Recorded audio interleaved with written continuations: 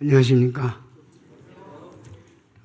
저에게 이 시간을 강사도 기다렸을 것이라고 하는데 잘 모르겠어요. 그 말이 무슨 뜻인지.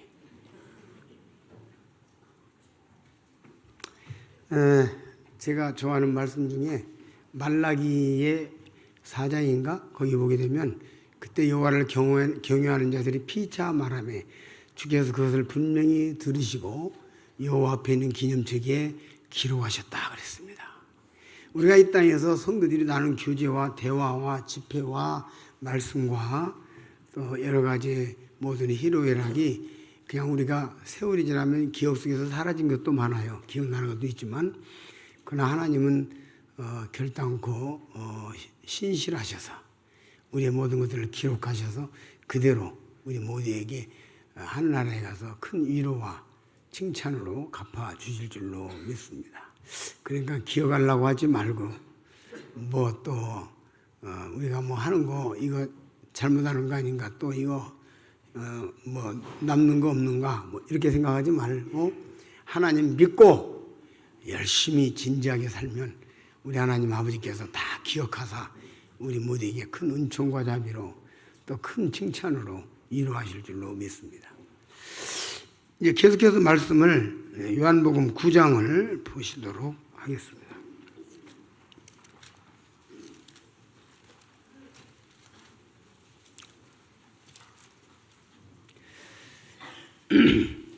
제가 지난 시간에 계속해서 5가지 기적에 관한 말씀들을 보면서 우리 주님께서 이 땅에 계시면서 어떤 시범을 보였으며 주님이 뒤따라가는 우리가 어떤 것을 추구하고 살아야 할 것인가에 관해서 살펴보았습니다.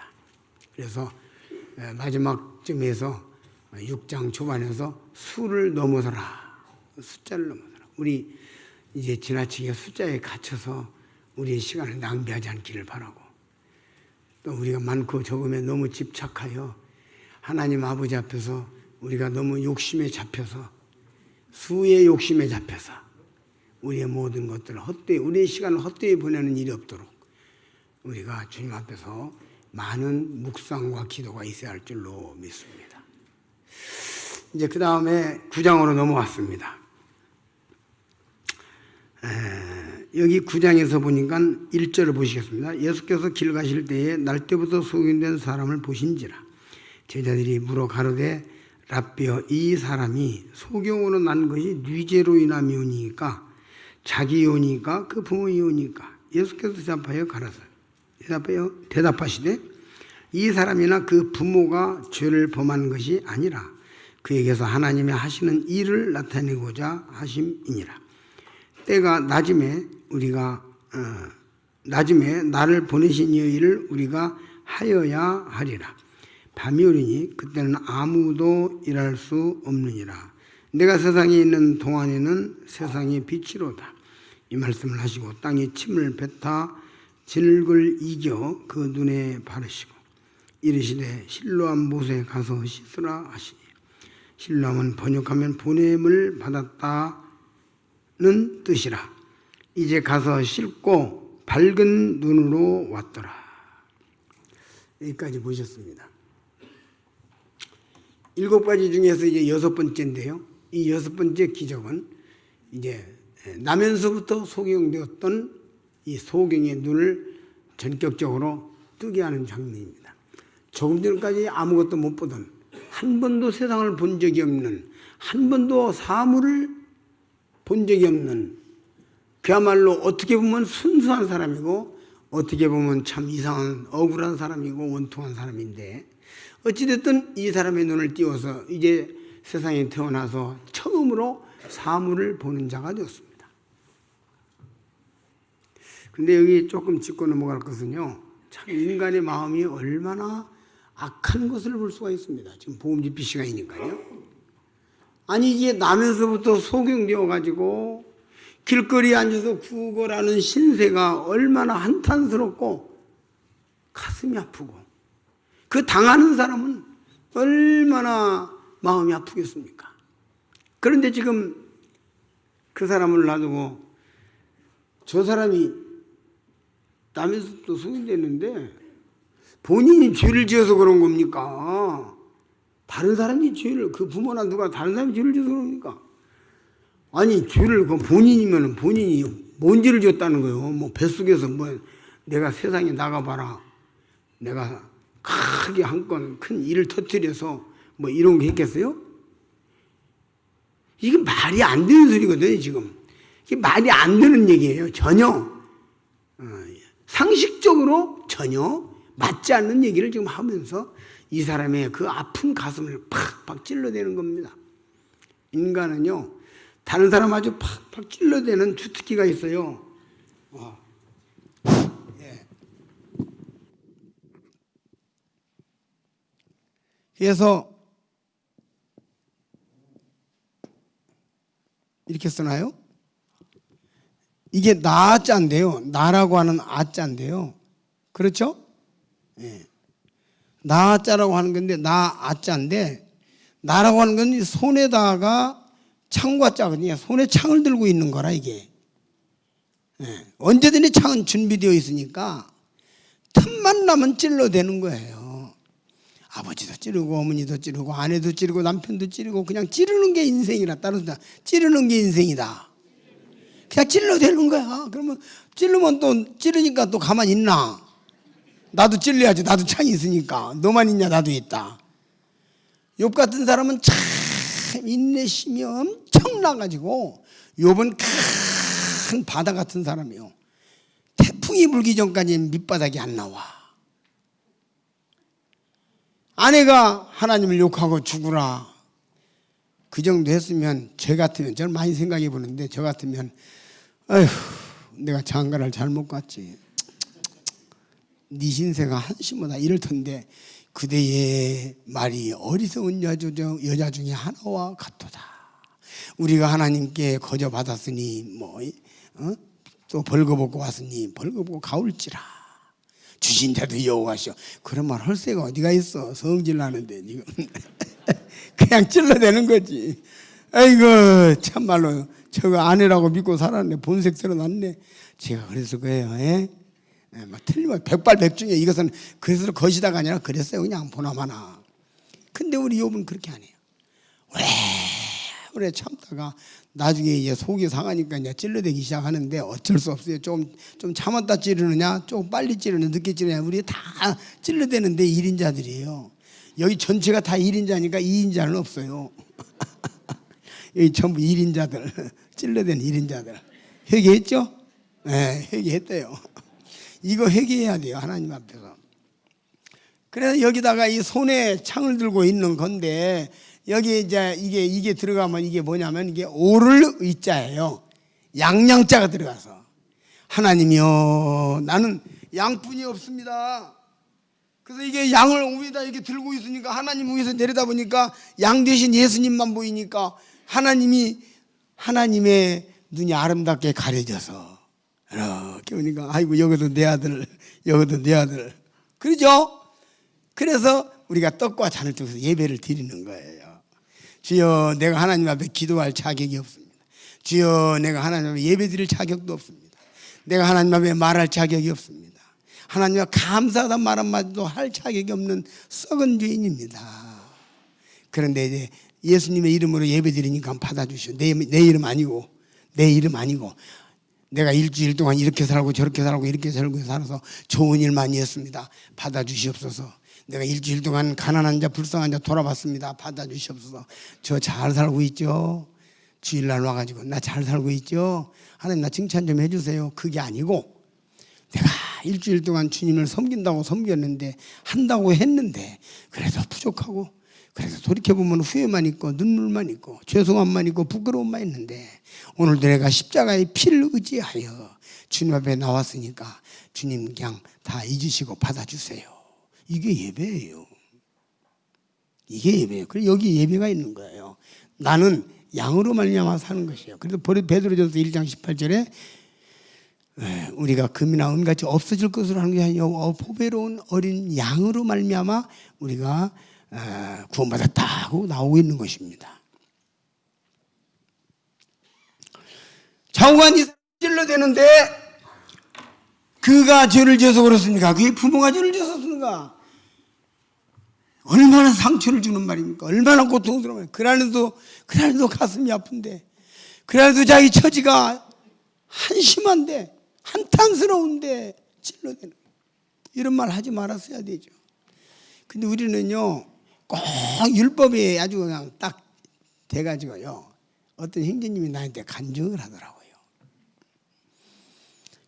주님을 아주 뭐 잘못 섬긴 건 아니고 교회 생활도 하고 다 아무 문제 없는데 좀 적극적으로 섬기진 않았어.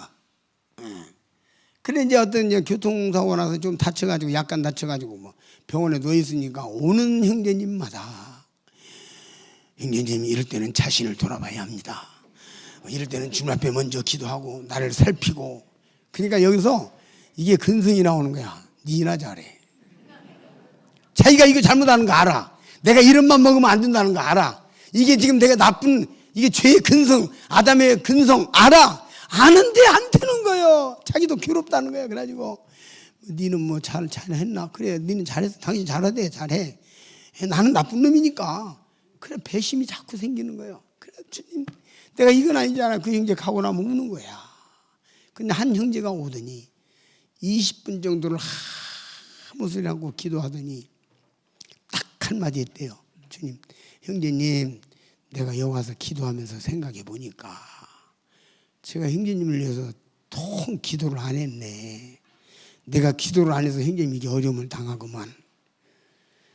그 말을 하자마자 이 형제가 내가 죄져서 벌 받지 무슨 형제님이 기도 안 해서 그러고 끌안고 울었다는 거예요.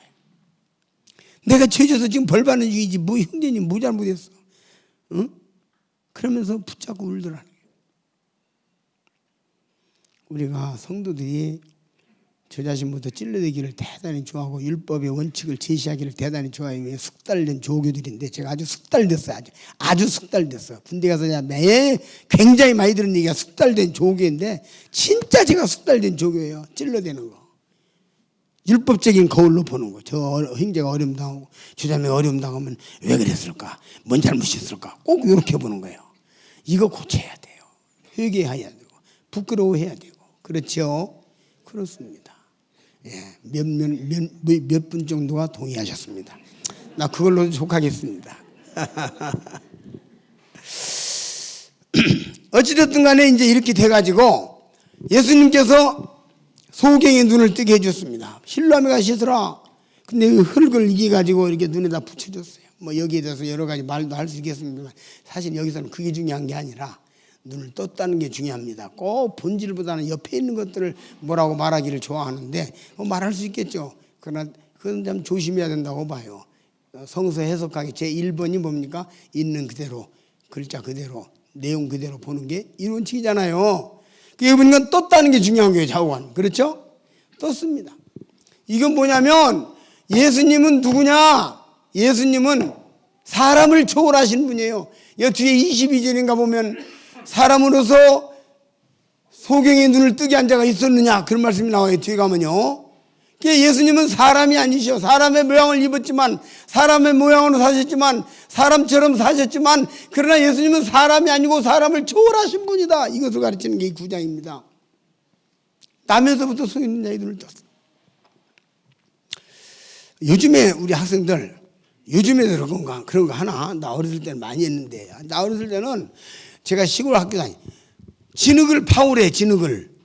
그래 이제 숙제가 뭐냐? 진흙을 파오래. 진흙 이만큼 파가지고 이제 학교를 이제 종이 싸가지고 가지고 갑니다. 그러면 거기서 이제 진흙에다 물을 해가지고 이겨가지고 만들어요. 뭐 개도 만들고 소도 만들고 이게 만드는데 그런 거 하나 요즘에도 학생일 때 해? 아니면 실과 시간에 그런 거 안 해? 에? 아 그랬구나. 그랬어.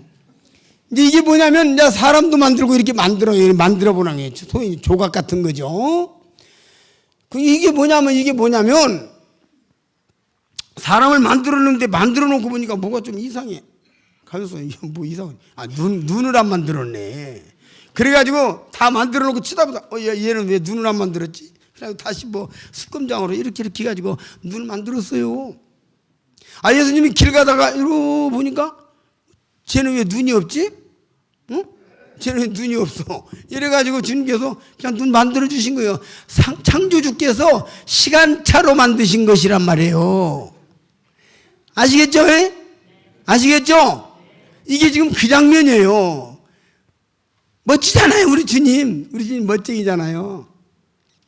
우리 살아가는 가운데 부족하고 모자란 거, 실수해가지고 잘못된 거 주님이 시간차로 고쳐준 것이 얼마나 많아요. 그렇게 안 하셨으면 우리가 어떻게 견뎌냈어요. 맨 실수투성이, 허물투성이, 어디 가야 되는데 뭐 잊어버리고 안 가지고 가고, 그죠? 챙겨놓고 놓고 가고, 그렇게 해도 큰 과 없이 이렇게 살아가게 하신 거 참 주님의 은혜입니다. 창조주, 사람을 초월하신 하나님.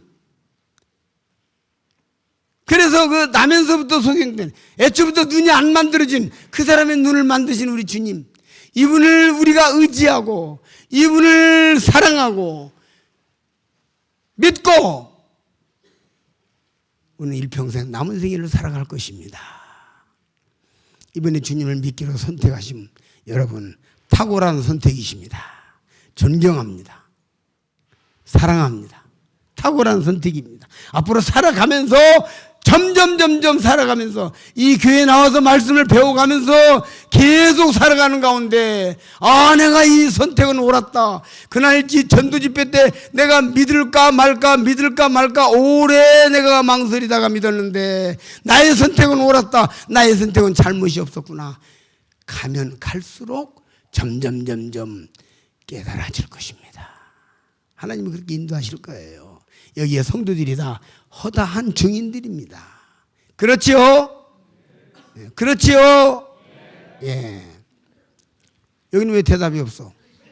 안 그런가? 아직 시간이 좀 짧아서 경험을 많이 못했다? 뭐 그렇게 제가 넘어가겠습니다. 우리 학생들 대답 좀 열심히 하세요. 예.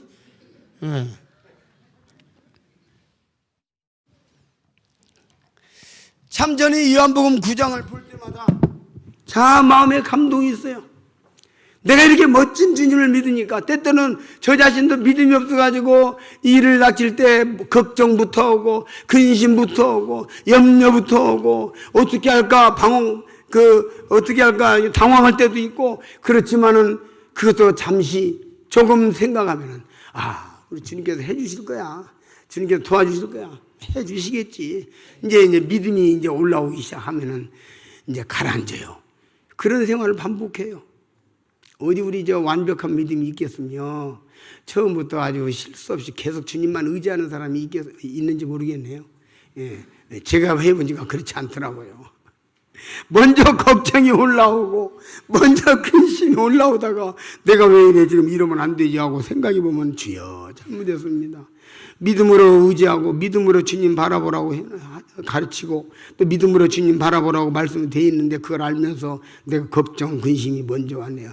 저는 어쩔 수 없는 삼류입니다 하고 기도할 때가 많아요. 참 부끄럽죠. 부끄러워요. 그러나 우리 하나님 아버지께서 다 아울러 주시고 우리 하나님께서 다 하나하나 챙겨주셔서 그래서 삽니다. 사도 바울은 이와 같은 생애를 살고 이제 고린도전서 15장 10절입니까? 나의 나인 것은 하나님의 은혜라 간증하고 있잖아요. 이 간증은 다시 말씀드리거니와 이건 대단히 깊숙한 믿음의 간증입니다. 깊숙한 믿음의 간증이에요. 이 사람에 대해서 한번 생각을 해봅니다. 이 사람은 나면서부터 소경입니다.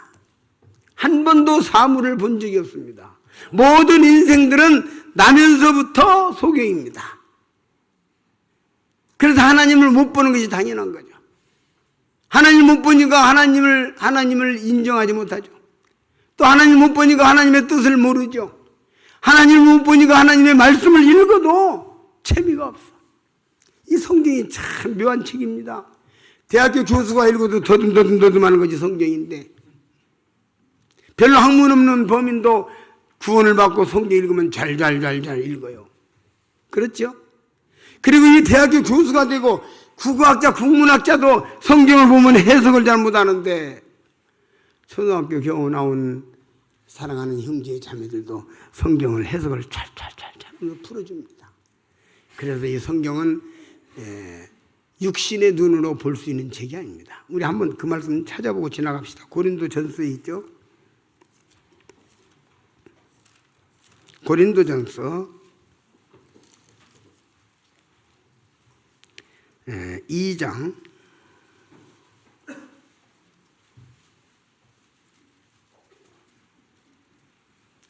7절부터 보시겠습니다.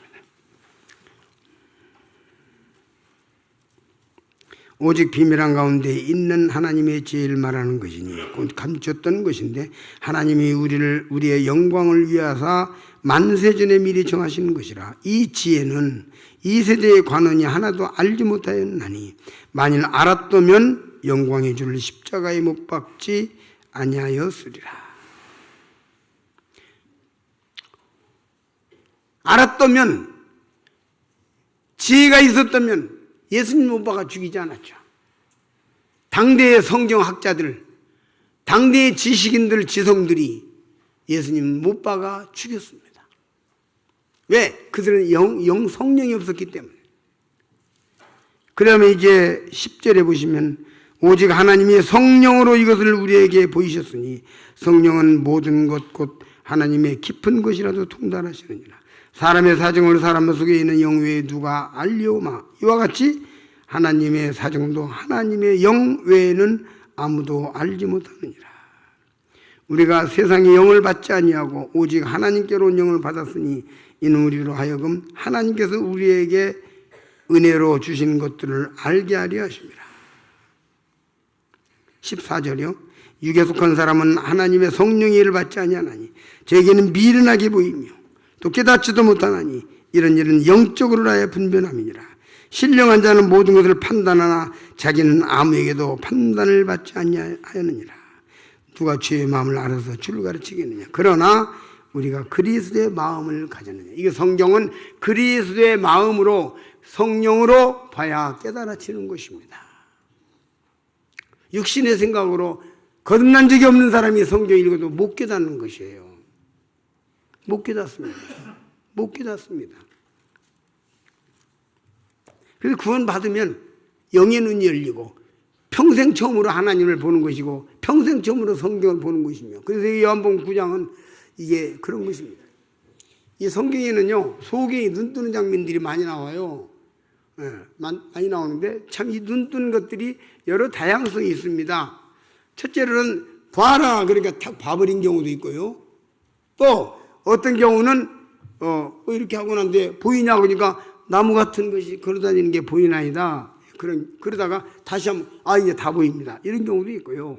또 어떤 경우는 여기 경우도 실로아미가 씻으라고 눈에다 이렇게 해가지고 갔다가 오고 이 시간차를 두고 낫게 되는 경우들도 있어요.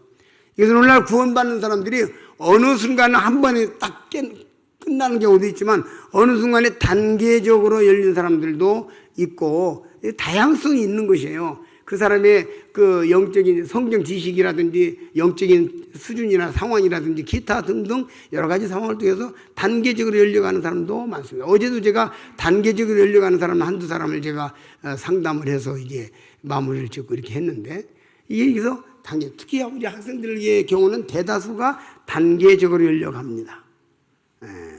그렇기 때문에 이제 어느 시점에 가서 완성이 되고 이렇게 하는 거예요. 어찌됐든 이건 뭐 전도 이론을 말씀드렸기 때문에 전도 훈련 1분간 했습니다. 예. 어찌됐든 간에 구원을 받았다는 것은 이렇게 영의 눈을 뜬 것인데 우리 주님께서 영의 눈을 띄워주었습니다. 사람을 초월하신 눈을 뜨게 하시는. 그 다음에 이제 11절로 넘어가서 보시겠습니다. 11절로 넘어갑니다. 11절이 이제 11장입니다. 11장 40절을 보시겠습니다.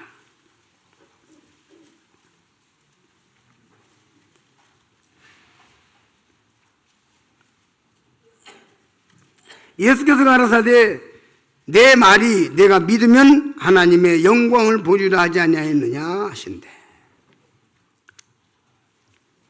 이것은 이제 11장에 가서는 이제 나사로라고 하는 주님께서 사랑하시던 어떤 사람이 죽었습니다. 죽으려 하는 것이 아니고 죽었어요. 얼만큼 죽었냐면 죽은 지 나흘이나 돼서 썩어서 냄새가 납니다. 이 정도 되면은 이것은 완전한 이제 사형 선고를 다 받은 거예요. 사형 선고가 아니라 뭐라고 해야 됩니까? 사망 선고를 받은 거예요. 사망 결정이 된 거예요. 그렇죠? 네, 사망이 이제 확정된 거예요. 누가 봐도 죽었어요. 그리고 무덤에 묻었어요. 냄새가 나요. 그런데 이제 주님께서 거기를 당도하셔가지고 살리는 장면인데, 주님께서 거기 이스라엘의 그 무덤은 굴이기 때문에 굴에다가 이렇게 시체를 넣고 거기다가 이게 돌을 막아놔요. 그리고 인치고 이렇게 하는데, 이제 가서 예수님께서 자, 돌을 옮겨 놓으라 그랬어요. 예수님께서 왜 돌을 옮겨 놓으라고 했겠어요? 돌을 옮겨 놓는다고 살리고 옮겨 놓지 않으면 못 살리는 분 아니시죠? 그러나 왜 옮겨? 여기서 순종을 가르칩니다. 이 11장에서는요, 이 1장부터 나오는 전체에 대한 것을 아우르는 면이 있습니다. 이게 하이라이트예요. 어찌됐든 돌로 옮겨 놓으라 그러니까 마르다가 나서서 이야기를 합니다. 썩어서 냄새가 나는데 나오잖아요. 39절 예수께서 가라사대 돌을 옮겨 놓으라 하시니 그 죽은 자의 누이 마르다가 가라되 주여 죽은 지 나흘이나 되었음에 벌써 냄새가 나나이다. 이 말이 뭔 말이냐면요, 예수님이 앞에 서서 말하는 거예요. 번거롭게 뭐대로 돌을 옮겨요. 썩어서 냄새가 나요. 거기다가 또 붙여볼까요? 당신도 어쩔 수 없어. 이거예요. 당신도 어쩔 수 없어. 이거라니까요. 주님도 어쩔 수 없어. 이거예요. 말하다가 이렇게 말한 거예요. 제가 어떤 자매님에게요, 아이고, 우리 남편이 구원받아야 되는데, 뭐 이런 얘기 하시길래, 저기, 형제, 자매님, 주님 앞에서 기도하세요. 그리고 한번 좀 만나봤으면 좋겠네. 그랬더니, 우리 남편 안 됩니다. 안 됩니다. 안 된다니까요. 우리 남편 틀렸다니까요. 깜짝 놀래가지고, 자매님, 왜 그래요? 왜 그렇게 말씀하세요? 그랬더니, 우리 남편은 뭐, 아무리 해봐도 안 된대요. 그래서 내가 대답을 하는 걸래. 예수님이 하셔도 안 돼요. 그랬더니, 예수님이 하시면 모를까? 이렇게 말을 하는 거예요. 아니, 이 자매가 착각하는 게 뭐냐면, 처음부터 예수님이 하는 거야. 아시겠죠? 처음부터 예수님이 하는 거지, 전도자가 하는 게. 이 구원은요, 전도자의 작품이 아니에요. 전도자는 힘을 다해 전도하는 것이고 주님의 작품이요. 그래서 성경에 하나님의 선물이라고 명문화되어 있어요. 이거 건드리면 안 돼요. 내가 최선을 다해서 하지만, 하는 데까지 하지만, 지혜를 짜내고 지혜를 구하고 지혜를 사용하고 우리가 몸부림치면서 열심히 하지만 최후의 결정권자는 우리 주님이시다. 하나님의 선물이다. 이걸 모르는 거예요. 하나님의 방법을 제한하지 말자. 어떤 자매님이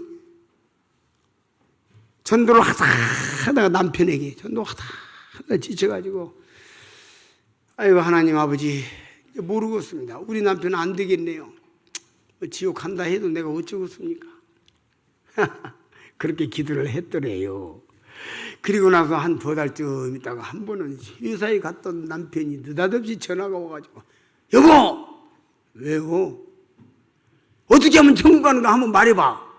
남편이 그런 얘기 한다는 건 상상 너무 살다. 부인하려고 작정을 한 사람인데, 하나님을. 그리고 깜짝 놀래가지고 뭐 복음을 조금 이야기하니까, 알았어, 이따 집에 가서 이야기할게. 전화. 하루 종일 생각을 합니다. 도대체 무슨 일이 있었을까? 우리 남편에게 무슨 일이 있었을까? 그런 말 할 사람이 아닌데. 이래가지고 하루 종일 기다리는데 해전육판에 남편이 왔더래요. 와가지고 남편이 하는 말이, 자기가 어려서 친구 하나가 있는데 가장 친한 친구인데 둘이 이런 얘기를 했대요.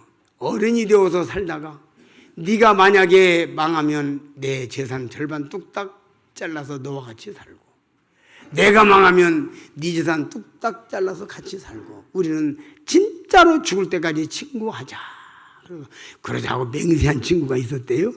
근데 어저께 전화가 오기를, 야, 우리 친구지? 그럼 너 죽으면 너가 죽으면 내가 죽고 내가 죽으면 네가 죽고. 왜? 그렇지. 나 어저께 예수 믿었다. 어쩔래고. 그럼 무조건 믿어야지.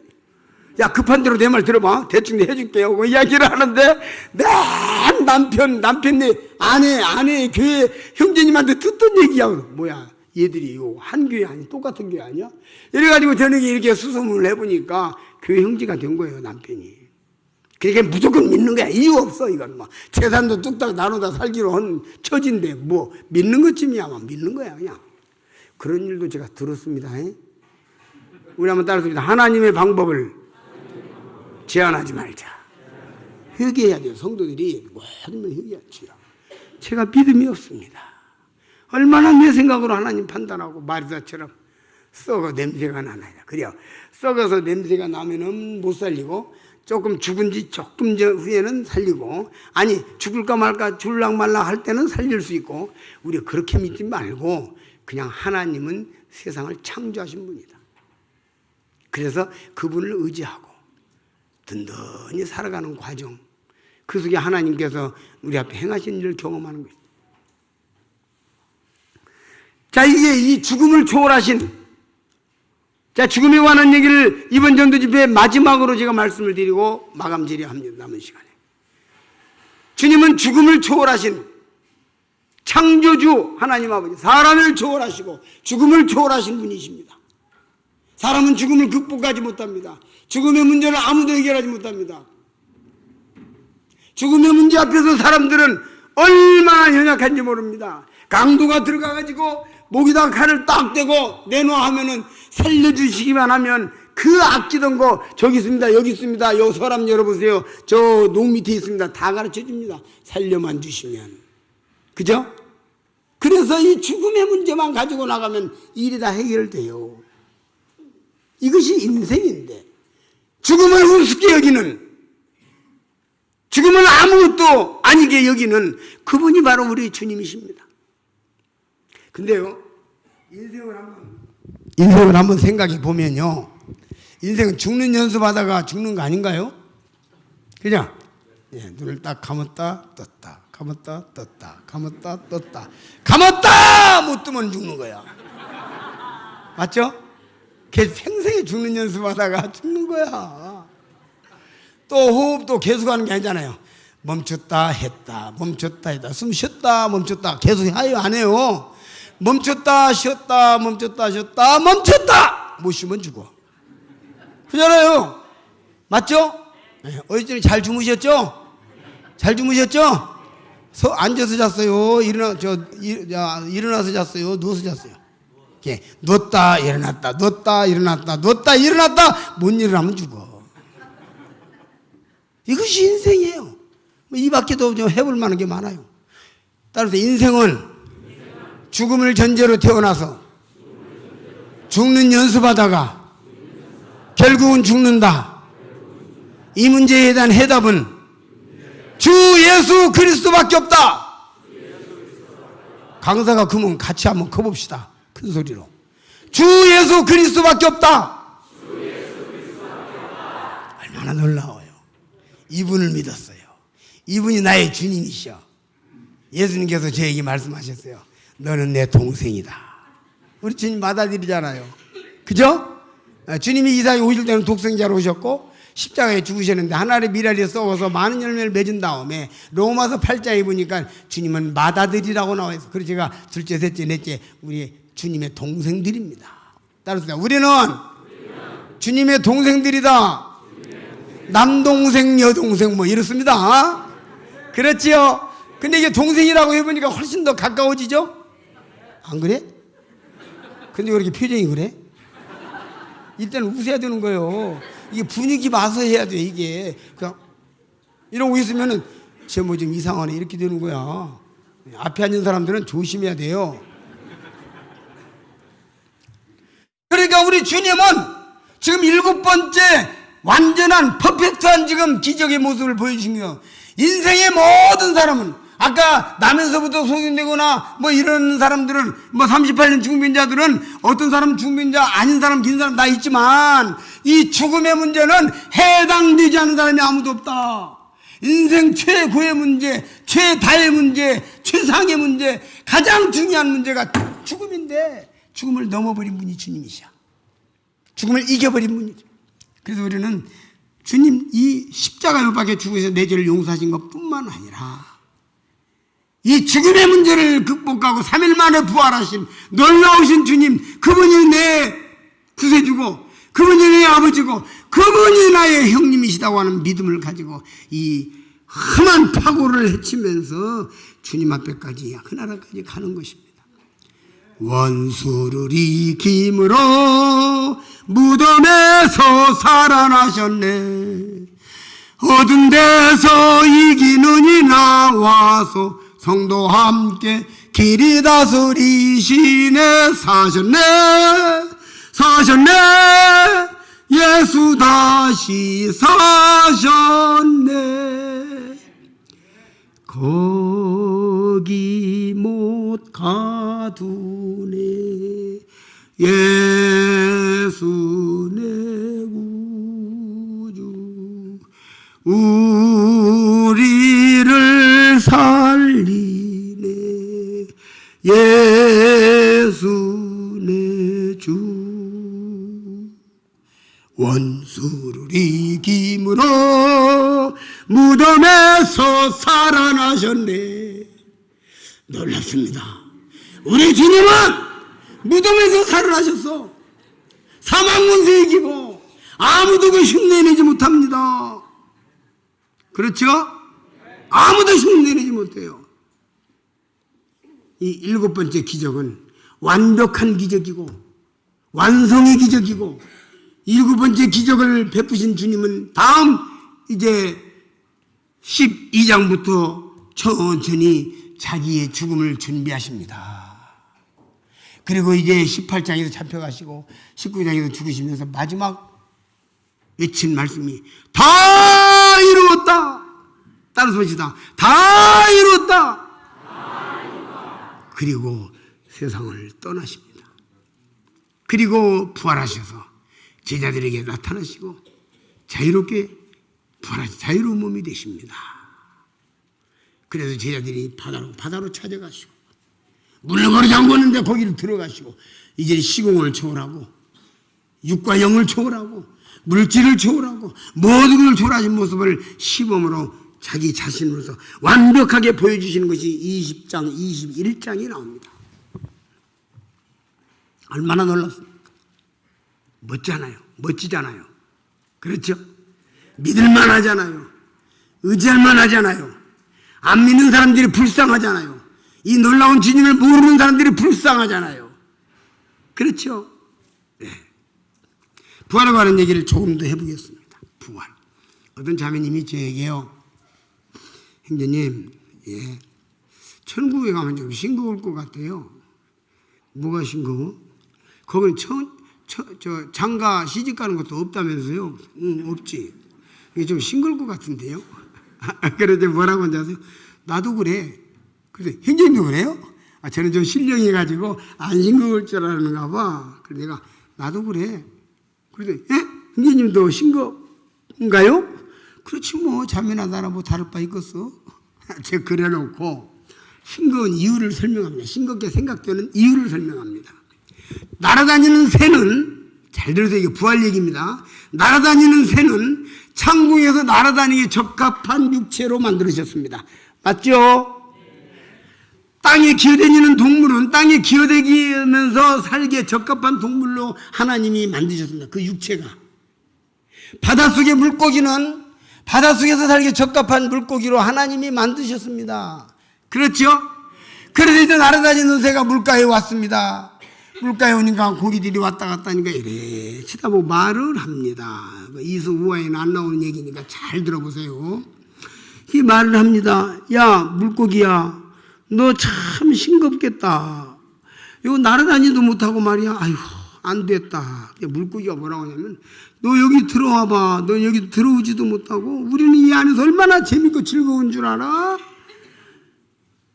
여러분, 날아다니는 새는 날아다니기에 적합하게 만들어진 육체고, 땅에 있는 새는 땅에 있는 동물들은 땅에 있는 동물이 하늘로 올라가서 날라고 하면 떨어져 죽어요. 그렇죠? 이게 서로 싱겁대. 여러분과 제가 가지고 있는 이 육체는 이 세상에서 살기에 적합한 육체로 하나님 만드셨어요. 맞습니까? 그러므로 이 육신, 이 육체의 지능과 이 육체의 눈과 이 육체의 모든 생각에 의해서 아름답고 놀라운 그냥 원더풀 하는 것은 하지만 그 모든 것이 완벽하게 이해되는 천국 같으면 이미 천국이 가치가 떨어져 버려. 우리는 이 세상에 살기에 적합한 육체이기 때문에 그것이 싱거운 것처럼 보여져야 맞아요. 제가 깨달은 바가 그겁니다. 아시겠습니까? 그래서 우리가 하나님 나라에 갈 때는 어떤 모습으로 가는가? 자, 고린도전서 15장을 보시겠습니다. 고린도전서 15장.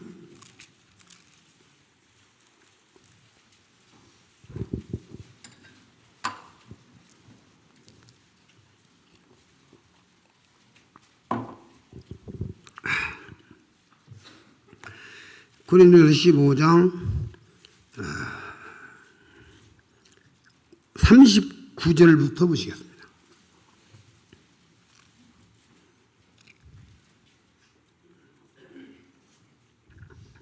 죄송합니다. 38절부터 볼까요? 하나님이 그 뜻대로 저에게 형체를 주시되 각 종자에게 그 형태를 주시느니라. 육체는 다 같은 육체가 아니니 하나는 사람의 육체요, 하나는 짐승의 육체요, 하나는 새의 육체요, 하나는 물고기 육체라. 조금 전에 제가 드린 말씀 여기 지금 나와 있죠. 그대로 나와 있죠. 네. 그 다음에 40절. 하늘에 속한 형체도 있고 땅에 속한 형체도 있으나 하늘에 속한 자의 영광이 따로 있고 땅에 속한 자의 영광이 따로 있고 해의 영광도 다르며 달의 영광도 다르며 별의 영광도 다른데 별과 별의 영광이 다르도다. 죽은 자의 부활도 이와 같으니 썩을 것으로 심고 썩지 아니할 것으로 다시 살며 욕되는 것으로 심고 영광스러운 것으로 다시 살며 약한 것으로 심고 강한 것으로 다시 살며 육의 몸으로 심고 신령한 몸으로 다시 사나니 우리 한번 따라서 육의 몸이 있은즉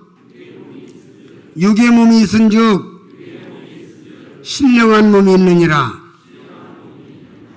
지금 이 육신은 이 세상에서 살기에 적합한 육의 몸으로 만드셨고 이제 우리가 주님 나라에 갈 때는 신령한 몸으로 변화돼서 하나님 앞에 가는 것입니다. 그 천국의 하늘나라에 살기에 적합한 육체로 우리가 변화가 되는 것이에요.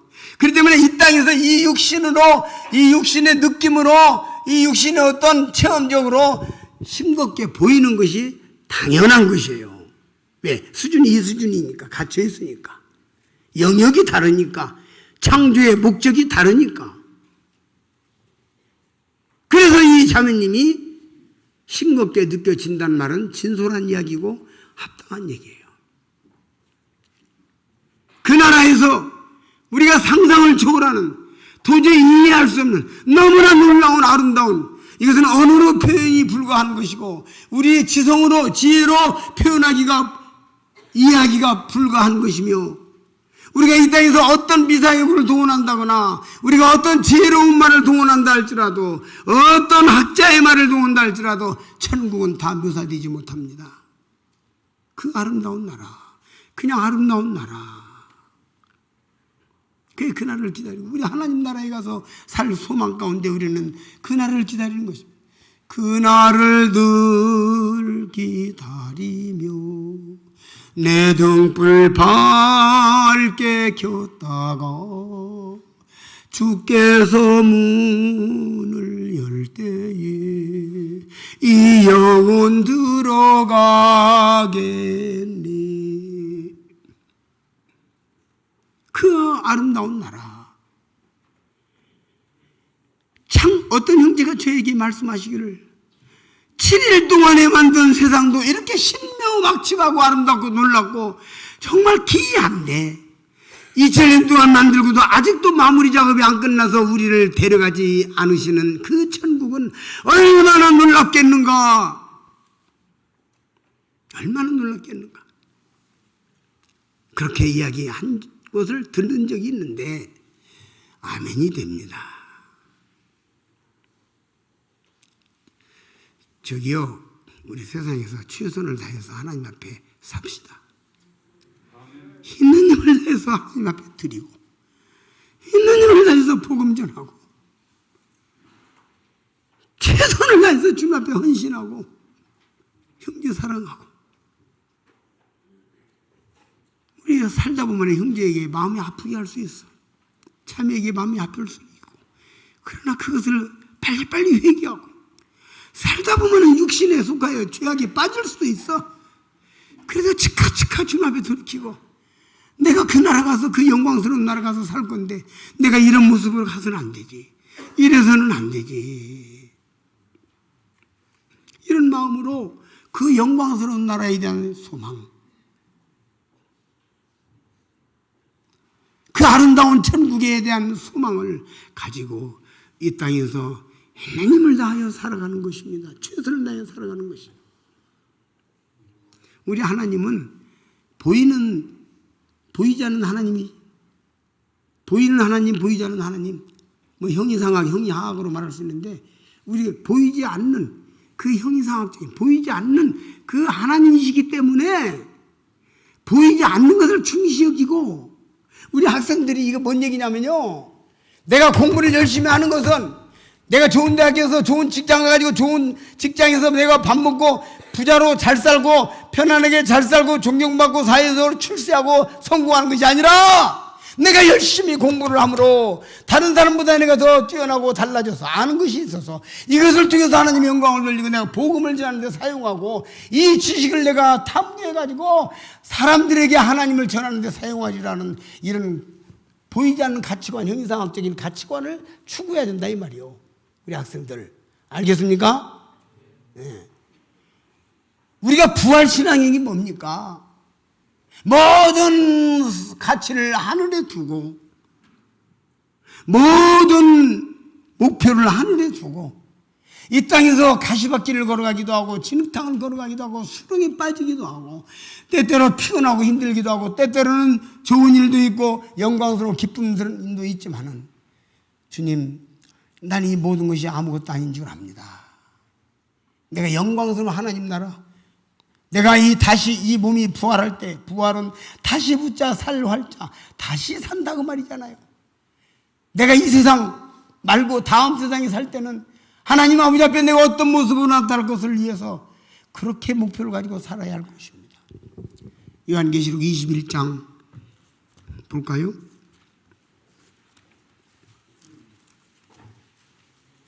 1절. 또 내가 새하늘과 새 땅을 보니 처음 하늘과 처음 땅이 없어졌고 바다도 다시 있지 않더라.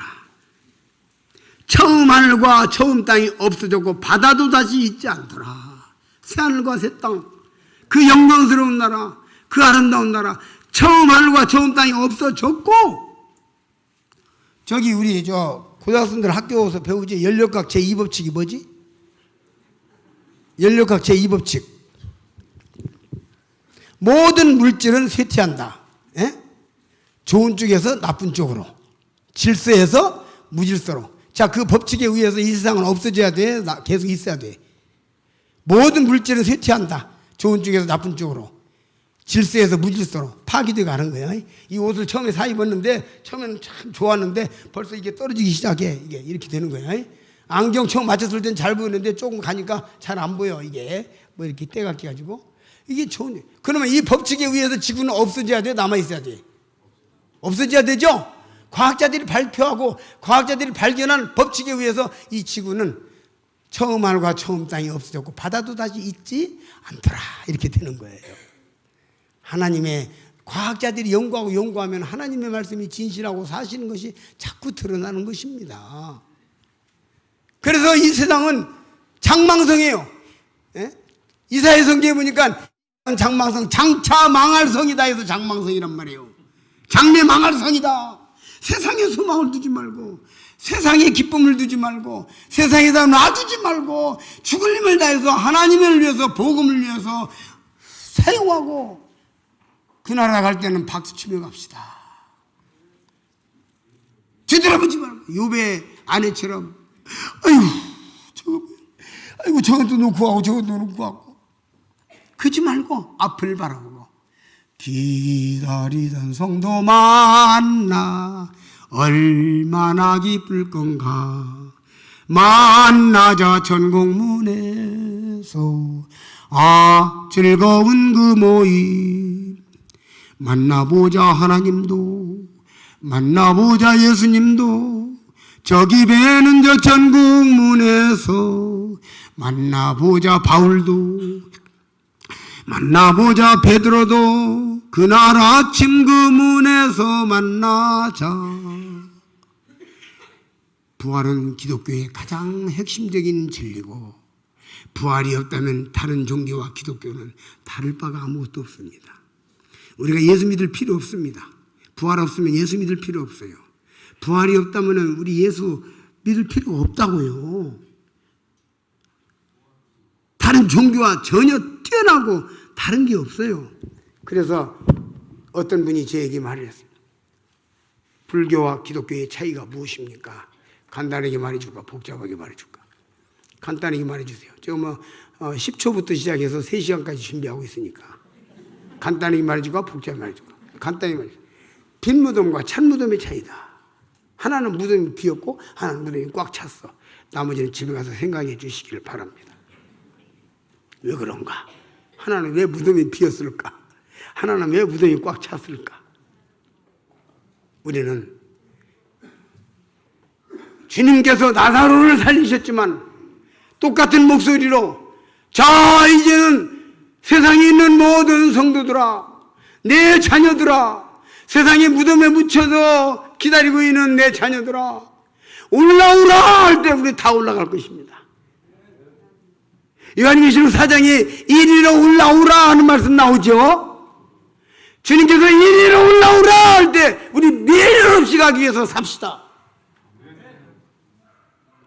무엇이 나의 미련을 만들어낼고 무엇이 내 마음을 세상을 뒤돌아보게 할고 이런 것들을 정리하면서 주님 앞에 부끄러움 없이 살다가 하나님 아버지 앞에 박수 받으면서 입성할 수 있기를 바랍니다. 시간이 됐으니까 마칩니다. 감사합니다.